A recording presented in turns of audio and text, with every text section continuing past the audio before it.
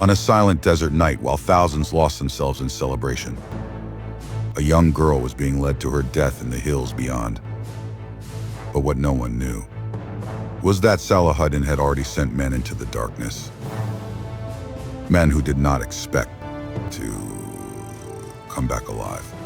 Would you have had the courage to go on that mission? Tell me honestly in the comments. I read them all. And if you appreciate real, powerful Islamic history, like, share, and subscribe to Islamic Conquest. Salahuddin gathered his commanders and trusted officers in a quiet council. His voice was calm, but the weight of his words was unmistakable. Their mission was not conquest, not territory, but to break a dangerous illusion. A false belief had taken root in those hills, one that demanded human sacrifice. And somewhere within that deception, a young girl waited, unaware of what was about to unfold. At first, a direct military march was considered, but it was quickly rejected. An open attack would be seen as an invasion. Innocent people, families, traders, travelers would be caught in the chaos. Women and children could be killed. Salahuddin refused to allow that. Another idea was presented. Use a local guide, a man familiar with the rituals and the terrain. The risk of betrayal was too great. One mistake, one false move, and the entire mission would collapse. Instead, a different plan took shape. Quiet, precise, and dangerous. A special unit had already been prepared. For months, they had trained under extreme conditions. Night raids, silent movement, endurance without food or water. These were not ordinary soldiers. They were chosen for one reason. They were willing to go where others could not, even if it meant never returning. From among them, 12 men were selected. Only 12. They would infiltrate the mountain sanctuary itself, the hidden place where the ritual would take place. The rest of the force would remain outside, unseen, waiting for us. But what happened next would test every part of this plan. According to intelligence, the ritual would take place during the final night of a large desert festival. Thousands would gather, dancing, trading, drinking, completely unaware of what was happening nearby. This chaos would become their cover. 500 soldiers were chosen to blend into the crowd. They would enter in small groups, 2, 4 at a time, disguised as ordinary visitors. Some carried bows hidden among their belongings. Others concealed blades beneath their clothing. In that era, weapons were common. No one would question them, but their role was not to attack, at least not immediately. They were there to wait. The 12 infiltrators, however, had a far more difficult task.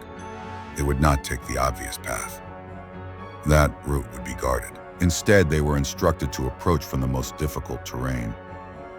Steep hills, thick brush, uneven ground. It would slow them down, exhaust them, but it would keep them unseen. The timing had to be exact. If they attacked too early, the girl could be killed before they reached her. If they waited too long, they might be too late. And if everything failed, there was only one signal. A single flaming arrow fired into the sky. That would be the moment the 500 would strike. But until then, silence. Meanwhile, the festival began. The desert came alive under the rising moon. Music echoed across the open sands. Fires burned bright. Traders shouted. Performers danced, and crowds gathered around raised platforms where young women were displayed and sold. Gambling, drinking, laughter.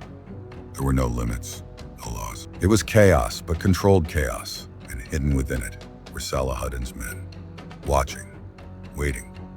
No one realized what was unfolding just beyond the hills. Not far from the celebration, the 12 men moved through darkness, slowly, carefully, every step measured. The terrain was worse than expected. Thorny bushes, loose stones, uneven climbs. One wrong step could expose them, but they kept moving. Then something changed. They had been told the outer area would be unguarded. It wasn't.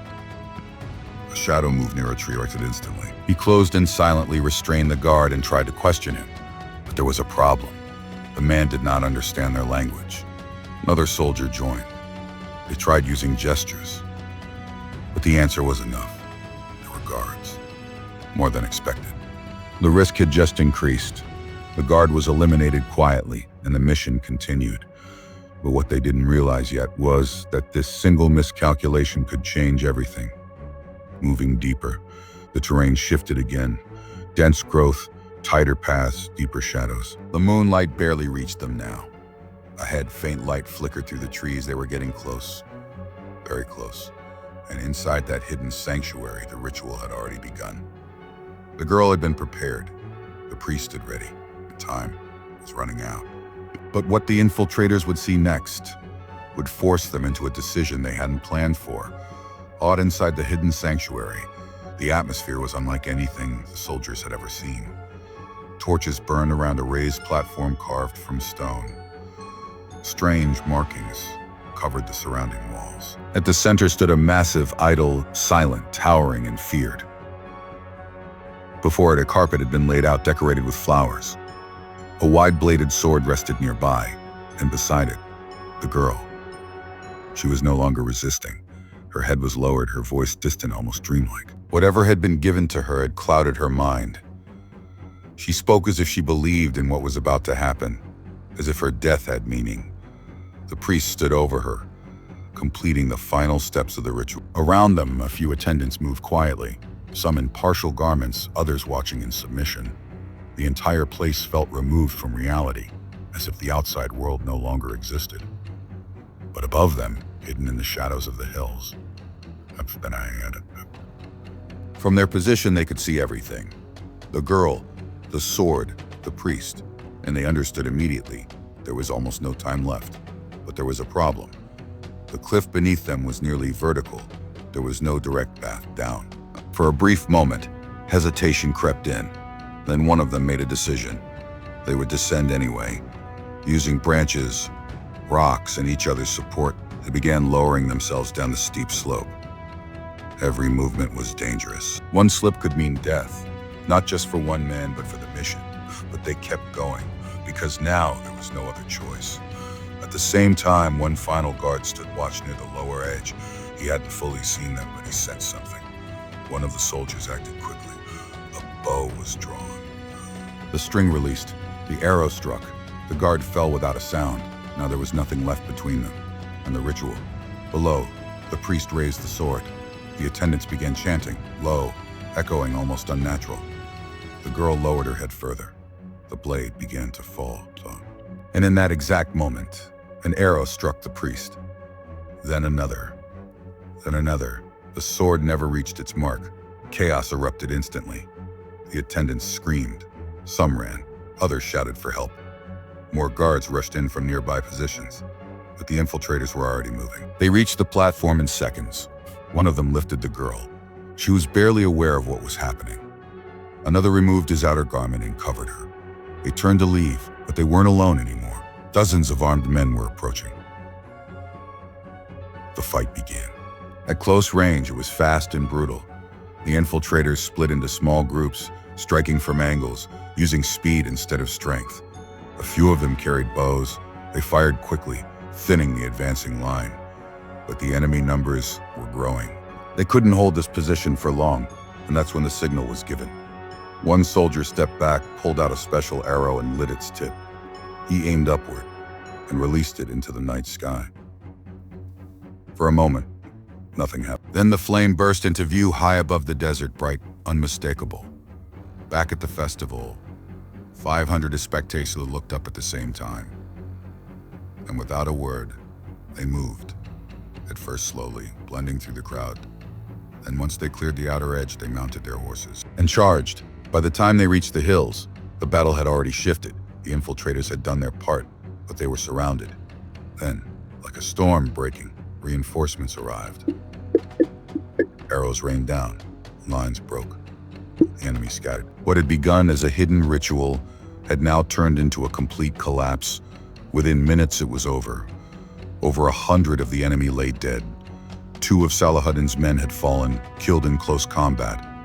But the mission was successful. The girl had been saved. At dawn, the festival outside slowly faded.